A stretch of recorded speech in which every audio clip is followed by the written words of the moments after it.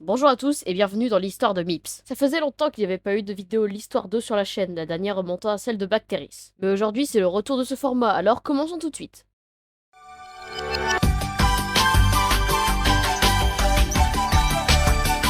Je vous préviens, cette partie sera la plus longue de la vidéo. Notre histoire commence donc pendant le développement de Super Mario 64. Et pour trouver des informations sur ce dernier, il faut aller regarder dans les vieilles interviews. Par exemple, l'interview de Gilles Godard de 2001. Gilles Godard, c'est simplement celui qui a fait la tête de Mario de l'écran titre du jeu. On apprend également dans son interview qu'ils étaient juste une petite équipe de 15 personnes.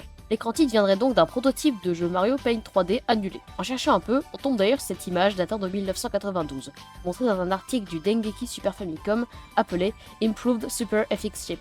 Je n'ai pas réussi à trouver l'article, mais l'image en elle-même est déjà intéressante. À l'aide d'un dispositif de capteur de mouvement, les mouvements du visage peuvent être retranscrits par la tête de Mario. Et cette tête, vous l'avez probablement déjà vue quelque part. Oh boy! Finally, I'm get to move on the ground. Here we go. Moving on the ground, moving on the ground. Et oui, Mario TG Typing. Mais cette interview ne nous apprend malheureusement rien sur Mips, et ce n'est qu'une anecdote de développement parmi tant d'autres. Si l'on veut commencer à trouver des infos sur Mips, il faut regarder dans d'autres interviews, comme celle de Miyamoto de 1996 sur le site Miyamoto Shrine. Ah, le site n'est plus disponible. Bon bah Wayback Machine et on a accès à l'interview. Et c'est là que les infos croustillantes apparaissent. Le jeu commence son développement en 1993. Une fois avoir réalisé les modèles de Mario, l'équipe de développement va créer Mips. Et oui, Mips est le premier personnage créé dans Mario 64, à l'exception du plombier qui donne son nom au jeu. L'équipe de développement a donc utilisé Mario et Mips pour tous les tests au début du développement. Par exemple pour les mouvements et la caméra, et finalement le lapin a tellement plu à l'équipe qu'ils ont décidé de le mettre dans le jeu final. Nous en avons appris plus sur cette affaire récemment avec les Gigaleaks de 2020. En effet, les premiers modèles de Mips ont été retrouvés. Et il était rose. Bon, ça se voit que c'est un modèle bêta, comme pour beaucoup de personnages du jeu. Voici par exemple le design bêta du Scuttlebug. Mais ici, ce modèle de Mips rose possède toutes ses animations, même une où il tourne sa tête à 180 degrés. Mais au final, sa couleur changera et il deviendra le petit lapin doré que nous connaissons tous.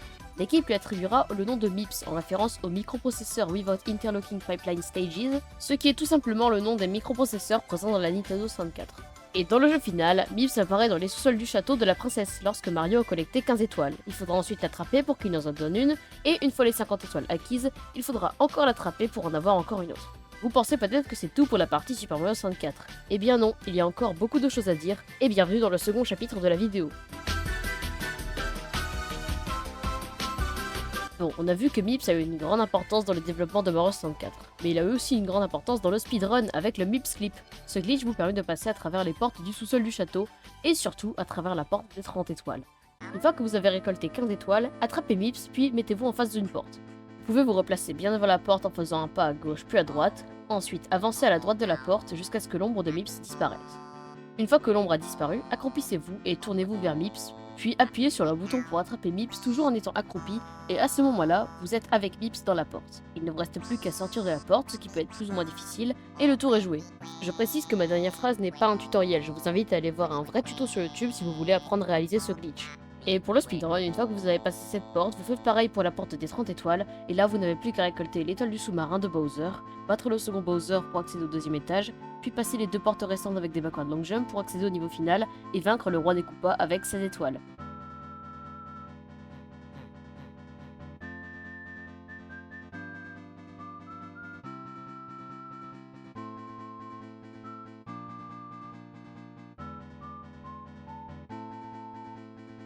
J'ai gagné, let's go! Vous vous en doutez, ce glitch est un incontournable du jeu et la base des speedruns 16 étoiles. Si vous pensez que c'est la fin du segment sur Super Mario 64, vous êtes trompé, il nous reste encore quelques petites choses à voir. Déjà, il est possible, en utilisant le Mips Clip, d'aller dans la salle de la caverne brumeuse et de tuer Mips en l'envoyant dans le niveau. Alors, sachant que la caverne brumeuse représente les toilettes du château, évidemment, si vous entrez dans le niveau, Mips ne sera pas là et il réapparaîtra au sous-sol si vous n'avez pas eu l'étoile.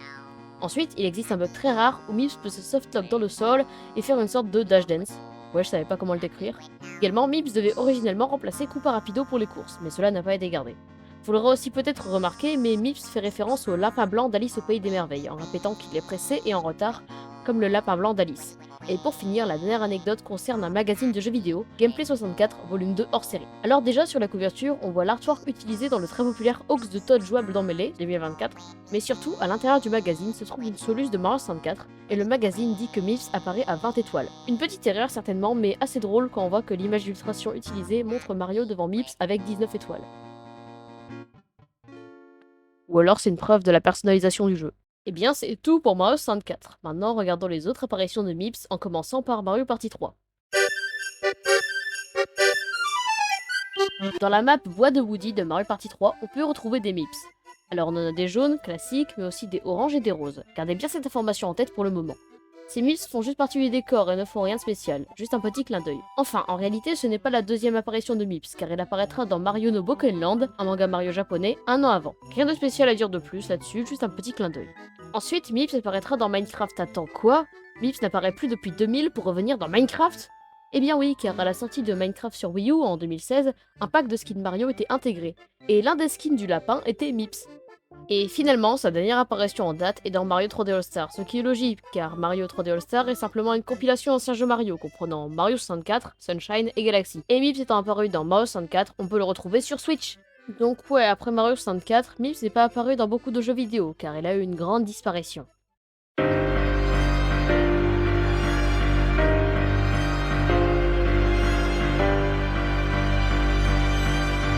Vous vous souvenez du bois de Woody? Eh bien il réapparaît dans Mario Party Superstar, mais sans les Mips. Et les différents Mips de couleurs qui étaient là dans Mario Party 3, eh bien ce sont les mêmes couleurs, en ajoutant le vert, qu'ont les lapins dans Super Mario 64 DS, mais ce ne sont pas des Mips. Et de manière générale, Nintendo préférera créer de nouveaux lapins pour ses jeux plutôt que de réutiliser Mips. Mais le plus grand coup de couteau pour moi, c'est Super Mario Odyssey. En effet, dans ce jeu, le royaume champignon est fait pour faire référence au celui de Mario 64. C'est pour ça que les lunes sont remplacées par des étoiles. Mais les lapins, eux, ne sont pas remplacés par des Mips. C'est tellement une opportunité gâchée, ça aurait pu faire une référence cool. Et bien voilà, j'espère que cette vidéo sur Mips vous aura plu. Il y aura bien évidemment d'autres épisodes de l'Histoire 2, notamment un sur Donkey Kong Jr. 2. Mais bon, je vais pas donner de date parce que comme vous me connaissez, j'arriverai pas à la respecter. Donc comme toutes les vidéos que j'ai annoncées, ça arrivera un jour, je sais pas. Bref, merci d'être resté jusque là et au revoir.